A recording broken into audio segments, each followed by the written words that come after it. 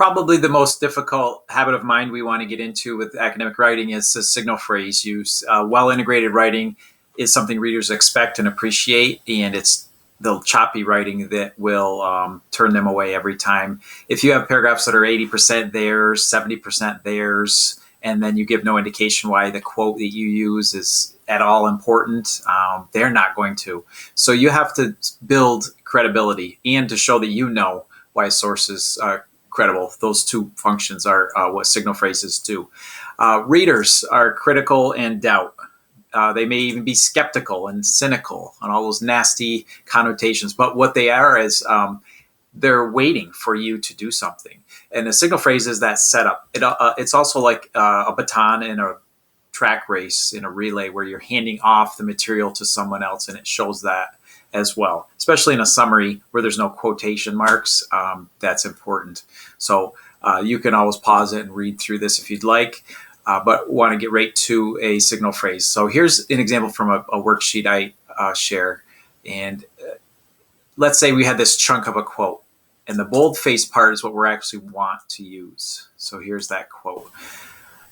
All this information presents for us, if we're looking in a database or in bibliographic information, we're going to get the author, the page, title. What would matter is something before the quote. So if this were the quote about the canon, I could put according to Lynn White Jr., and then I would just have the citation being the page number, just the number 100, no P for page, all that.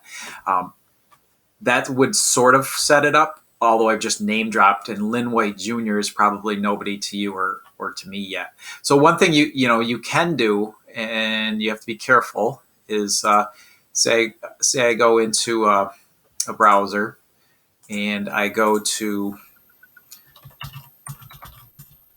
Lynn White Jr. And of course, typically Wikipedia is going to come up, something like that. But I can see right here that he was a professor from 1933 to 37 at Princeton and Stanford. Those, I could use Snob Appeal and make the case that those are reputable institutions. What I can't do is take this like Lynn White Jr., and then use this word for word. And you'll often see students do that. You don't want to do that. That's pulling in from Wikipedia, probably unquoted quote. So you can use that information, and always case by case. Remember, we're looking at whether something is found in a lot of places. If it's someone on the street would know it. If you're in doubt, just cite.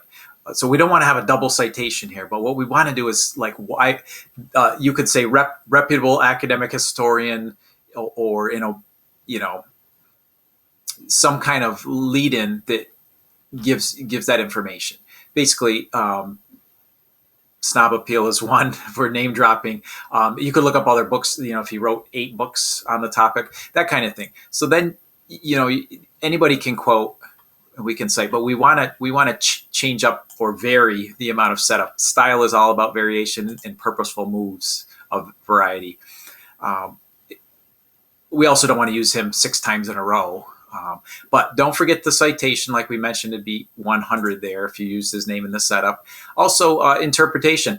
All this is great, but really we're more interested in what you do with a quote than the quote itself. So if you can acclimate yourself to that reality, without using I, you could start with a word like clearly, or in other words, and kind of make a move right afterwards and focus us on your use of the material. That's what integration is. But signal phrases are a key part of that. So don't forget those in your writing toolkit. I hope that's helpful for you.